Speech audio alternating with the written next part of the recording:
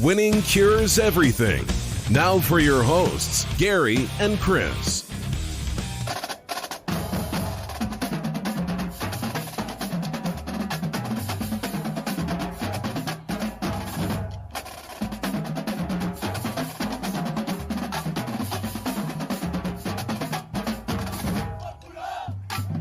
Welcome in, Winning Cures Everything. It is Wednesday, January the 18th. I'm Gary. And I'm Chris. Lots to talk about today. That's a lie. There's not a lot to talk about today, but there is football to discuss today. Yeah, we still got some good stuff to talk about. Oh, you better believe that, my friend. Better believe that. So, it has been a busy day. We're a little later than we have been, but this is closer to being right on time to what we were back during the football season. So with that said, let's go ahead and do the rundown. WinningCuresEverything.com is the website. Of course, everything that you need to know about us is over there. Everywhere you need to follow us, everywhere you need to subscribe, etc. I am on campus today. It has been one hell of a day. I will say that. It's just been bananas. Happy Inauguration Day, Chris. Of course. Yes, sir. I guess, we're all looking ahead. Life is good. Right. There were no arrests. There was no any of that conspiracy stuff. So everything went down fine. Nope. And yeah, I'm with you, man. You know how I feel about all these things. Let's just look forward. Always go forward. Never look back. You better believe it. So, that's not where you're at. That's where all your problems are. Is back there. You got it. Move forward. Moving forward. There's a new sunrise every morning. Yep. Something to be happy about every day. Let's go ahead and do that. We got football this weekend. That is something to be happy about. There is a gentleman that will not have at least playing football in his future, and we'll talk about that. First things, of course, sbrpicks.com/NCAAF.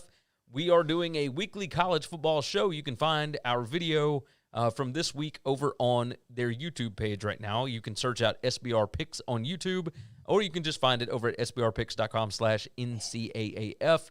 We're going to do that every single week in the offseason. There are 31 weeks in the offseason, Chris. That means that we will have at least 31 shows, at least.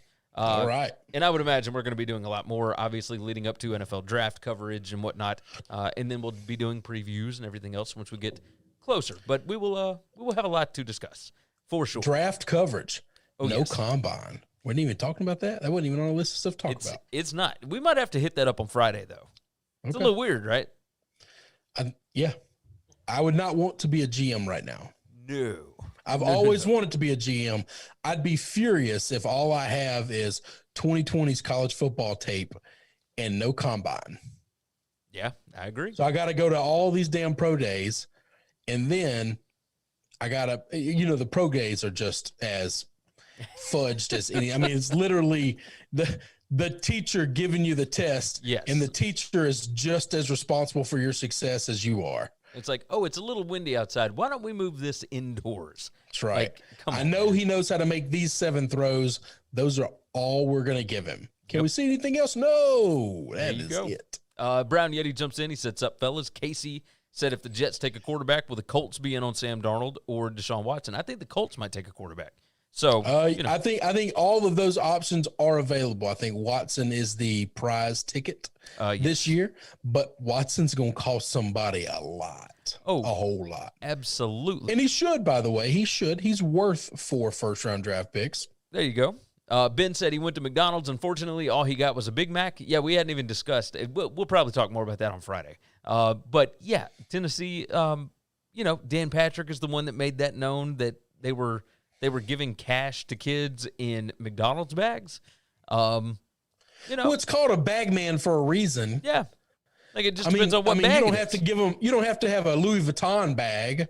All right, just a sack of cash will do. The grocery stores don't even have brown bags anymore that I know of. No, it's all plastic. Where are you gonna get a brown paper sack? McDonald's is the only place I know that sells them. Gives them away. You got it. So yeah, I'm sure that the Knoxville area McDonald's probably put in a few more orders for brown bags. But hey, that's all good. Brown Yeti, of course, told Ben, well, you're not. Let's see, you're going to be Tennessee's AD, so it's not your problem. So there you go. Talking about you, Chris. I would love to be Tennessee's AD. I really would. Yeah, I could imagine. I've got all the problems already fixed right here. All they have to do is call. I have the solution to everything they're going to deal with. All they have to do is call. Let's start off the show let's go ahead and jump into this. Phillip Rivers retires after 17 years spent between the Chargers and in this last year with the Colts. Made it to the playoffs multiple times. Never played in a Super Bowl. That was the one real big omission on his resume. Other than that, fantastic quarterback. Let's see, fifth in NFL history with 63,440 passing yards, behind only Breeze, Brady, Peyton Manning, and Brett Favre. 8-time Pro Bowler. Fifth in league history with 421 touchdown passes. It is what it is. Like, he's fantastic. And now he moves on. He will be the head football coach at St. Michael Catholic High School in Alabama. And he has taken that over full time now. So, cheers to Phillip Rivers. What do we even say about him? Like, I'm sure this is going to come across as a hot take. I think Phillip Rivers is the second best quarterback that came out of that draft. I think he's better than Ben. Ben won his Super Bowls with an obscene amount of talent. Rivers had talent as well back in the day. LT, Vincent, what was Vincent's last name? Anyway, maybe it was Justin Vincent, maybe. Anyway. That sounds right. Yeah. He had a big monster wide receiver that I cannot believe I forgot his name, because that guy was a beast. Antonio Gates in his prime, his entire career. He had talent on the offensive side of the ball. He always had offensive coaches, but they couldn't get over the hump of Brady and Manning. And that was it. Big Ben got it twice, once his rookie year with just one of the most loaded teams I've ever seen in my life. And the second time where, he had to do a lot more than he had to do his first time, but not a whole lot. That defense was unbelievable. And the rest of that team was once again loaded with just Hall of Famers everywhere. Rivers' only knock was he couldn't beat Peyton or Tom in the AFC title game. Yeah. That's it. That's the whole thing. He ran in against. Nobody else could either. No one else could either, by the way. He just happened to be in the AFC. If he would have played in the NFC, I believe he would have gotten to the Super Bowl. Don't know if he'd have won it. Believe he would have gotten there. I think Rivers is really, really good. Casey calling a choke job. Listen, Casey, his first 7 years in the league was not close to a choke job. Just not close. Okay. Yeah. We remember the last couple of years because he was always behind, never had a good offensive line his entire career, and just never really had much of a defense on the other side. Had a couple of great defensive players, but never a great defense. Couldn't stop Peyton, couldn't stop Brady. Nothing you can do about that as the other team's quarterback. Antonio Gates caught more passes from Phillip Rivers than the next two closest players combined. Yep. Darren Sproles, LaDainian Tomlinson, Vincent Jackson's who I was thinking of. Chris Chambers, knew it was a Vincent somebody. Keenan McCardell, Malcolm Floyd, just all ton of great guys on those Chargers teams. But yeah, they could never get over the hump. Marty Schottenheimer was the coach that could not get past. I mean, even when they went 14-2, they couldn't get there. Casey said he's good, just not Big Ben in my opinion. I mean, look, Big Ben was good, but early Big Ben has a big arm. He can throw the ball real far. He's never been deadly accurate at all. He's still not accurate. He's never been accurate. And he's Josh Allen. Yeah, he you know what? He is Josh Allen. Josh Allen plays in a much different world than all these guys played in when they first got into the league. Yes. It's gone so pass heavy and so offensive friendly now. We're not going to be able to compare numbers to like Peyton Manning and Tom Brady back in the day of their best years ever. You thought Aaron Rodgers' best year ever, like nobody would ever, supersede that. 20 guys, like guys that won't make the playoffs will put those kind of numbers up now. Yes. No, you're 100% right. 100% right. So Rivers moves on. He's going to be a high school coach. So now it looks like Casey said a big, slow Josh Allen. Yeah. Well, yeah, Josh Allen's got wheels. Ben don't have wheels. No, not in his best day didn't have wheels. Well, so Ben won a lot because of his defense. Nobody ever blamed those Chargers for not having a defense. Man, they were good. They were not Steelers good. No, So, and it was Marty Ball. I mean, there's a reason Yes. Marty Schottenheimer's never gotten over that hump. There's a reason Marty Schottenheimer's offenses and teams just never succeeded. It wasn't just a Phillip thing. No. That followed Marty around his entire life. Matt Miller said Rivers makes the Super Bowl if he doesn't tear his ACL. Oh, I don't know. I mean, who knows? Look, I was about to say it's easy to. I mean, it's no way to say Yeah. that, but yeah, that team was loaded though. Oh, very much. That so. was probably one of the best teams he ever played on. Did you hear about the Nick Saban stuff that Jay Glazer brought up on Colin Cowherd this week? You gave me a brief rundown. Give the audience a brief rundown. So Jay Glazer stated that the reason that Nick Saban did not work out in the pros is that his hard-ass tactics in the NFL failed miserably. He said Nick Saban, the reason why he didn't make it in the NFL, Dante Culpepper tried to fight him one day, and the security guy stepped in. And then I think his final straw is that he questioned Zach Thomas's toughness, and Zach almost kicked his butt. That just doesn't work on this level. And this was all in a conversation discussing Urban Meyer. He said that he hopes Urban Meyer does not follow the same path as Saban now that he's made the jump from college to the NFL. I will say this, Urban Meyer's been out of the college game for a couple of years. He's had time to at least research, ask around, see what he needs to do, et cetera. And Urban knows a lot of NFL guys, and so did Saban. But Saban came from the NFL when the NFL was a hard-ass league. Like, it was different back in the 80s, 90s, whatever. It's tough for Saban to change who he is. Urban Meyer, maybe. I mean, he's a little younger than Saban right now. Maybe it is. But so talk about what you were telling me about those players being glad to be done with the Tom Coughlin Yeah. stuff. So Casey's saying on here, two totally different coaching methods. No, they're not. No, they're not. One's an offensive guy, one's a defensive guy. I find this very interesting that the Jags made it so clear when they got rid of Tom Coughlin that we're going to move on and we're going to get more player friendly. We're going to get somebody who's nothing like them. Urban Meyer is Tom Coughlin. He just much younger, better looking Tom Coughlin. That's it. He is if you're 5 minutes early, you're 10 minutes late kind of guy. He is. So, I mean, the reason he puts the stress and pressure on himself is because he's also that demanding of everybody else. Yes. And NFL guys are adults. They're not 18, 19-year-old kids that like to be told nobody in their job, nobody in their profession likes being micromanaged, okay? You hold these guys accountable, you tell them what's expected, and then if they do what's expected, they get their job, they get to keep their job, they get to keep playing, they get to keep moving forward, and they get to, whatever they get.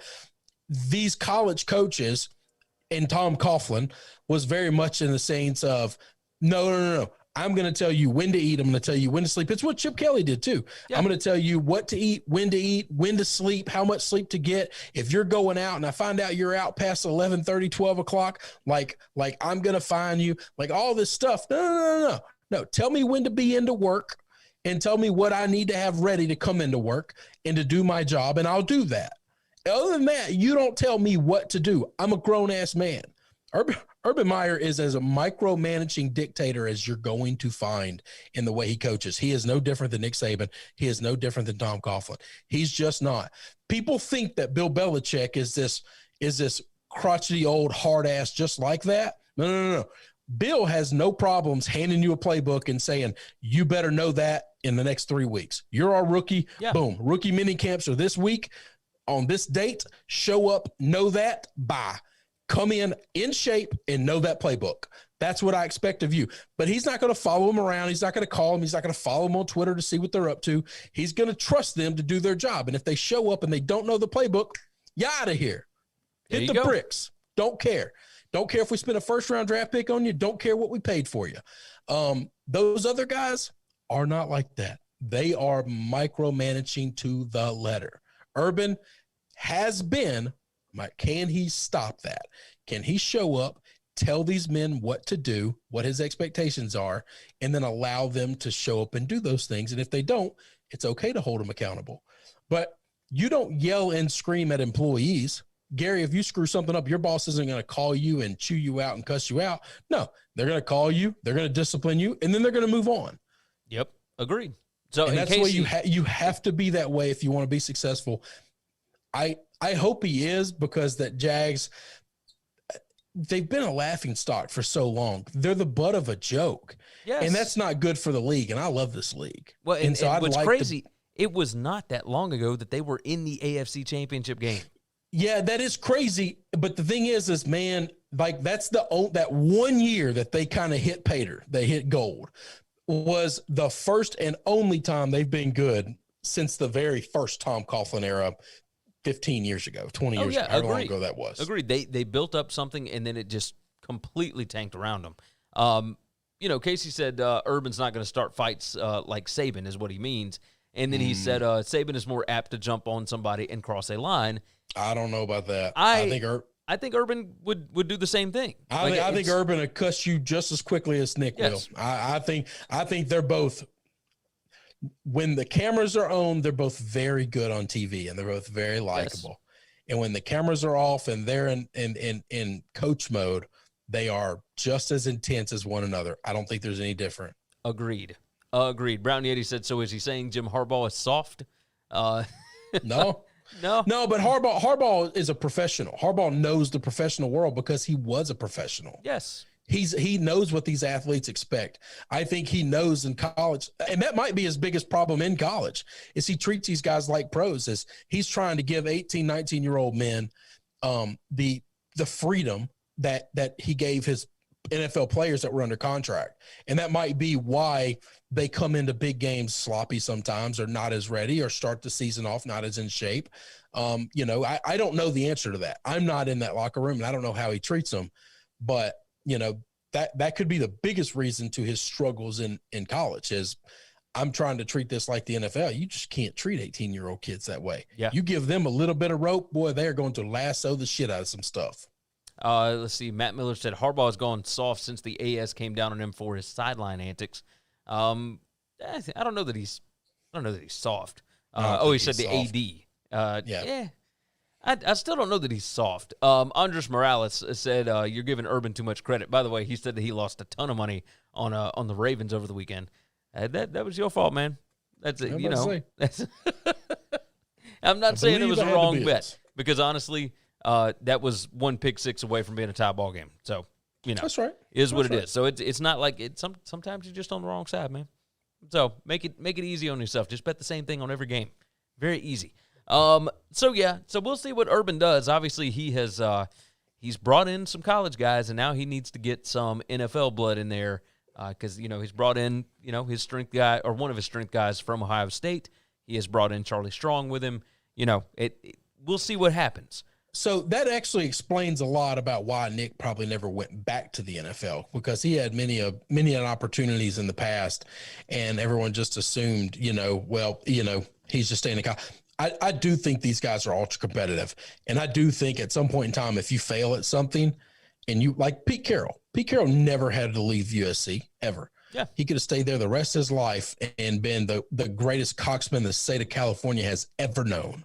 Yeah, but he chose not to. And he chose to go back. And you know what? He reached the pinnacle, and he got there. But he's a different style coach. I think Nick knows I can't change. I can't change the way I am. I can win in college. But these guys here, they want to fight me. All these guys whoop my ass. It's like, forget that. It makes sense. It makes sense. All right, let's dive into the NFC and AFC Championship games. There's only two games to discuss, and they're both on Sunday. 3:05 p.m. Eastern time, you got Tampa Bay and Green Bay. So why don't we go ahead and start off with that one? The Bucs headed up to the Packers. Now, earlier this season, the Bucs put it on them. Put it on them bad, 38-10. It was not even close. Stat that I saw for this weekend is the Bucs need to start out hot. They need to take a halftime lead in this game. Aaron Rodgers at home, 70-1 at home when he is leading at the half. That is an absurd number. Like, I could not, and of course he's had multiple comebacks and whatnot too, but when you're up at the half and you win 70 out of 71 games, pretty incredible.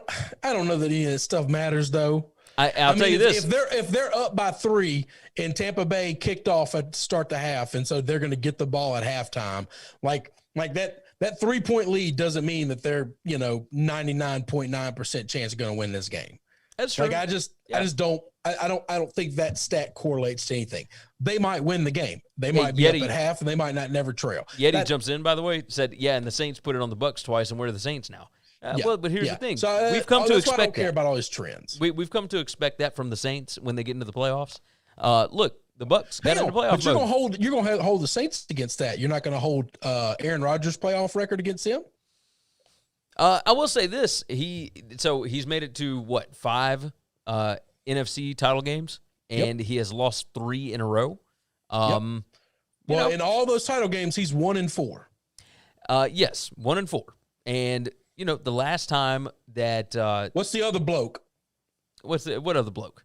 Tom Brady? Tom. Oh, Tom's 9-4. Yeah, okay? Tom so they both don't lost lose the same amount. The other one's got 9 W's. He's got 1. It's I will say this. It's a little different team than what he had. I don't know that any of those Packers wins in those 71 games that I was talking about were over the Patriots. I will say that. I do believe that I'm going to ride with the Bucs here. I'm not betting against Tom Brady in this spot. I mean, that's Tom Brady errand. catching points, and you can get it over the hook pretty easily at almost everywhere. Yeah. Tom Brady catching points in a championship game. They might not win. Aaron Rodgers might win this game. That's fine. I'm going to take the head start, and I'm damn sure taking it with over a field goal. Yes, 3.5. It's crazy. What about this total? 51? I got no feel. I got no feel on any of these totals. If I had to bet anything, I'd keep betting unders. I think you're right. Just unders are coming in right and left. They're just the defenses are standing up. Hey, by the Packers way, thing, all we heard all year was this Packers team can't stop the run. They can't stop the run. They can't stop the run. Ever since that snow game against the Titans, they have stopped the run on everybody. That's what I was going to say. Is they have absolutely stopped the run. We all said that, well, it was the snow, which is why the Titans couldn't run the football. Oh, really? Because it hadn't snowed again since, and they haven't given up rushing yards to anybody. Hey, what's the weather supposed to look like up there this week? I think it's cold, but I don't think it's snowing. I don't know the answer to that, by the way. That was literally the forecast from last Sunday. So if they got weather like us, Sunday's weather between this Sunday's weather, the 10-day forecast is way different. I am pulling it up as we speak. Let's see, Green Bay, Wisconsin on Sunday. I mean, we still got several days until then. Yeah, we got a few days, but let's see. It is 25 degrees up there today. But let's jump into it and see what we got. Sunday, it's going to be 28 degrees with snow, and a low of 20. Let's see, 50% chance of snow showers throughout the day. Yeah. And the wind, only 7 miles an hour. So not crazy. I don't think the weather's going to be bad. I just think it's going to be cold, and that's fine. Yep, not bad. All these guys have played in cold before. So. You got it. If anybody thought that was going to be a problem for Tom Brady, nope. There we go. Casey jumps in. It's supposed to be super cold with light snow. 28 is that's not frozen tundra type stuff. That's right. So I think it's cold. I don't want to be there, but other than that, that's good. Andra said putting the wife's wedding ring on the plus 3.5 and taking her on that trip she always wanted. My wife's wedding ring wouldn't take us on any trips. I don't know anywhere. I don't know broke as hell when we got married. I don't know that you want to do that, man. Well, you don't know how much the wedding ring cost. Hey, it's got to be worth something if it's a trip that she's always wanted to take. Well, unless it's down the street, down the road. I mean, don't know. If they live in PA and they want to go to Hershey, it's like a 2-hour drive. Get you a hotel for a couple of nights. You don't know what people's dreams are. No, you're right. Okay. Betting against Aaron Rodgers is scary. Okay, it's like in college football betting against these big trains. Okay, that is not a train that you want to step out in front of. All right, and Rodgers is undoubtedly playing better than Tom. That's not questionable. Can the defense control Adams? That's the question. And I don't have a good answer for it. I don't think they're stopping anybody, but I think they can slow them down. You're not going to get the picks you got from Breeze. That arm for Rodgers is live. Oh, right? Most certainly. So, all right, let's move on into the AFC. The Bills and the Chiefs, and this one's at 6:40 p.m. Eastern Time. Kansas City right now 3-point favorite across the board. Total of 54. You can get a 53 over at BetOnline. You know, I mean, we'll see. Like, both of these being right around the field goal seems right. Patrick Mahomes, I believe, is going to play. I think the biggest thing that we need to worry about, and I was on Three Dog Thursday for tomorrow's show with TC Martin from Las Vegas. He said the thing that you need to pay attention to is that turf toe with Patrick Mahomes. It's not the concussion. It's not, whatever neck injury that he's dealing with. It's the turf toe. Now, it's not his plant foot, but you could see that he was walking kind of gingerly. It controls him moving, though, because he is not a guy that sits in the pocket. This is not Tom Brady, Peyton Manning, Eli of just getting in the pocket, and they're moving in the pocket is taking a step here, taking a step here. This guy is a guy that likes to run around. Yes. Scramble, scramble, scramble. And if that toe is jammed up, that's going to be tough. Okay. Yeah, I'm with you. I'm curious. If it's Chad Henne, I think there's no chance. Chad Henne's not. It's not Chad Henne. 100% it's not Chad Henne. It's just not going to happen. Yeah, I'm with you. So this is Mahomes. This Mahomes is not close. But I do believe it's Mahomes. Now, if Mahomes cannot move around, how much of an edge does that give the Bills? Right? I don't know that it gives him a lot because he's still got the best arm in the game. I think, and maybe I'm crazy. I think the Bills have been playing better than any team in football over the past. In the NFL. The NFL. In 6 weeks? Yep. I mean, at least.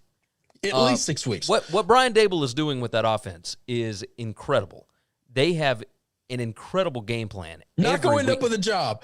Bieniemy and Dable not going up with a damn job. This is insane. It really is. This is insane. All these other sons of bitches are getting, I call them sons of bitches. They're probably decent people. All these other folks getting jobs. The number one and number two most qualified people that I thought going into this offseason to get head coaching jobs, not going to get a job.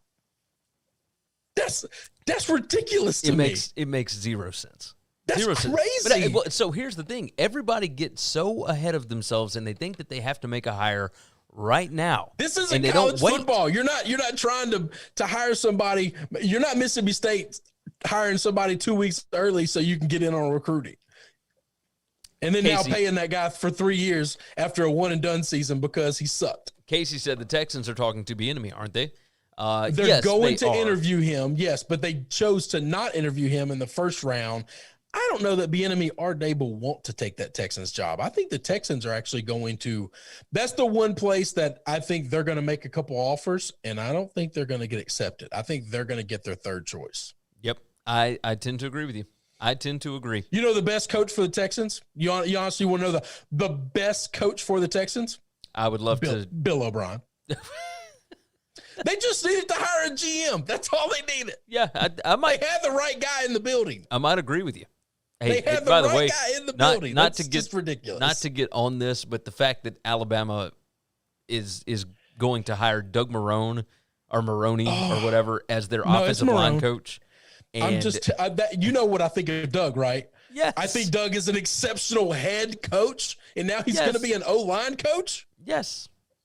Just in college. I don't get it. I don't understand. It's the most infuriating thing. This would be like you quitting your job right now and like taking a job washing dishes at Waffle House. Yeah. Like I'll leave a company with a good salary and good benefits and a flexible schedule. And now I'm going to go work the graveyard shift at Waffle House. Why? I don't know. Because I lost this job. That's insane to me. Like, no, just put in for another job close to what you got. Yeah. More than likely, you would have gotten one. Like, I don't understand it. But go ahead. Give Nick the coach of the year. Give Nick the coach of the year. This is why people think that's ridiculous, Gary, by the way. That's fine. I'm not that worried about it. You have an NFL coach that has made playoff games when he was in Buffalo. And now he's your O-line coach. Yeah. And an offensive coordinator that made the playoffs last year. Yeah. Yeah. So, good job. Good job. I mean, all right, I'm not upset about it. Back to this game. Man, I'm not picking against. Let's go Buffalo. I'm not picking against the Bills. I'm with you. That's my deal. I think they're playing better football than everybody. I think the Chiefs have been hanging on by the chinny chin chin. Yes, I agree. So this is what I said earlier on the Three Dog Thursday podcast is I don't think that you can just flip a switch and everything is magically okay. They have been playing with fire all season long, and the Bills are not a team that you can play with fire with. Like, This team is out for blood. They are out for vengeance. I think the Bills win this game outright. The fact that I'm getting 3 points here kind of feels absurd. I think so, too. I think I like both dogs. I think I like both dogs to win the game. Yes, I agree. But I get a head start. And I love it. If there was ever going to be a year for both dogs to win in the NFC and AFC title games, this would be the year. We know that home field advantage doesn't really matter. No, home field advantage isn't going to matter. If you got crazy weather in Lambeau, I'd give you that. If you got crazy weather, but crazy weather in KC is not going to hurt you because Buffalo knows how to play in crazy weather too. Yeah. So, a Florida team or a dome team going into Lambeau should hurt, but the quarterback is who you're really worried about in that situation. And that guy and one of his best wide receivers are both used to playing in the cold. They've played their entire career in the cold. So weather for Kansas City, 43 degrees with showers. 43 degrees. Well, all right, so I take that back. That's a warm summer's day. Hold on. Sunday night, it's supposed to be a low of 31, but that's overnight. So more than likely somewhere upper 30s and I bet mid-30. I bet 35. Yep. Yeah. Now if it rains, it's going to suck. Well, it's because it's going to be a better running team. It's going to start snowing. I wonder if Clyde comes in. Do we know if Clyde was? Yeah, he's supposed to be playing, but I don't know I don't know what his status is going to be. What his health, like how good is he actually going to be? Yeah. So Donnie over on the SBR NFL show, he pointed out that the Chiefs' offense with Clyde in the game, with Clyde playing the whole game, they're averaging like 36.7 points per game or something like that. It's a lot better. Without him, averaging like 20 points a game. No, I was about to say I didn't know it was 16 points, but I would have guessed it would have about 10 points. I really did. I've seen that he makes a difference now, but he hasn't played many games hurt. So him at half speed, does that get him from 20 points to 27 points? I don't know the answer to that. Hey, by the way, Clyde returned to practice today. So I knew he was coming back to practice. I know he's playing. I just don't know if he's healthy. That's playing hurt and playing are two different things. This is the first time that he's practiced since week 15. I was about to say in like 7 weeks. I mean, it's been a little while. Yeah, it's been a minute. I don't know that you can just pop back in and be at 100%.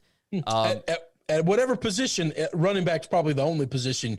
I guess you're never really at 100%, but it's also the easiest position to just jump in and jump out of because you don't play every snap and Casey said he makes a difference, but Darrell Williams isn't bad in that offense.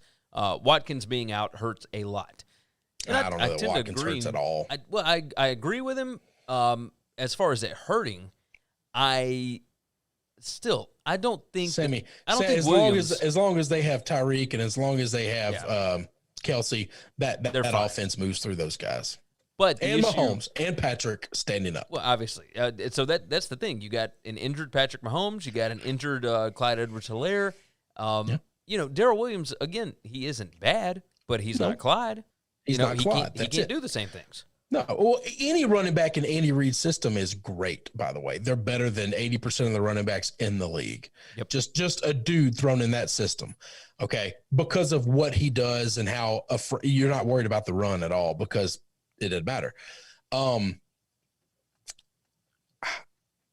just like the Bills. I like what Josh Allen's doing. You're talking about defense. Offensive minds. The defense is good. It's not great. No, but Sean McDermott they're gonna give up points in this game. But the Bills' defense has shown up in the last however many weeks. They have gotten better. Sure. They've gotten guys healthy.